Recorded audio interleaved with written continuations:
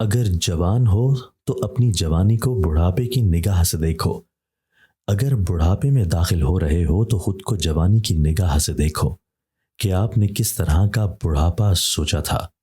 شکر کرنے سے پہلے یہ ضرور سوچ لینا چاہیے کہ یہ شکر والی بات ہے یا استغفار والی بات۔ جو آدمی لوگوں کو ناپسند کرے، لوگوں کی صرف خامیاں ہی دیکھے، جو اپنے آپ کو اونچا اور بلند سمجھے، وہ احمق اور جاہل ہوتا ہے۔ اگر گناہ پہ ندامت سے آنسو آ جائیں تو یہ اللہ کا قرب ہے۔ اللہ کی یاد ہی اللہ کا قرب ہے۔ آخر شب آنسو اللہ کا قرب ہے۔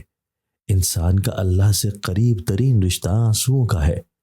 اگر سجدہ بھی ہو اور آنسو بھی ہوں تو یہ بہت ہی تقرب ہوگا اور یہ بہت بلند مقام ہے۔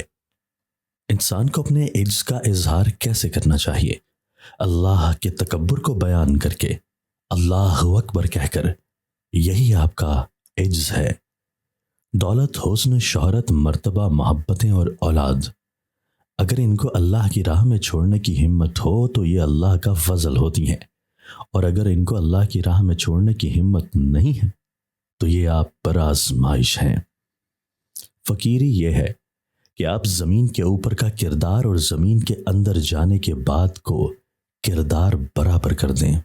آپ دراصل خلوص سے اللہ کی طرف مائل نہیں ہوئے۔ اگر مائل ہو جاؤ تو پھر یہ کائنات آپ کی ہے۔ اندیشہ اور شک پیدا نہیں ہونے چاہیے۔ اپنے آپ میں اور اپنے مستقبل میں یقین پیدا کریں کہ اللہ کا فضل آپ کو ملے گا، بلکہ مل رہا ہے۔ فضل نہ ہو تو ایک لمحہ بھی گزر نہیں سکتا۔ منافق کا بولا ہوا سچ بھی جھوٹ ہے، منافق کا صحیح فیصلہ بھی جھوٹ ہے۔ ماں ایک ایسی ہستی ہے جو ہر حال میں معاف کر دیتی ہے۔ آپ زندگی بھر کتابیں اکٹھی کرتے ہیں کہ کبھی وقت ملا تو پڑھیں گے، لیکن پھر کتابیں ہی کتابیں ہوتی ہیں اور پڑھنے کا وقت نہیں ہوتا۔ جھریوں والے چہرے کو ٹھنڈے پانی سے دھو کر چہرے پر ارکے گلاب لگاؤ، چہرہ 18 سال جیسا دکھائی دے گا۔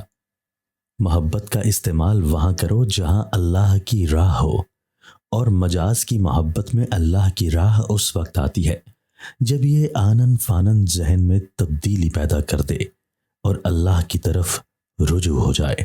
اللہ نے اپنے محبوبوں کی پسندیدہ خوراک غم رکھی ہوئی ہے۔ انہیں غم سے کبھی نجات نہیں ملتی، اور نہ انہیں غم سے نجات ملنی چاہیے۔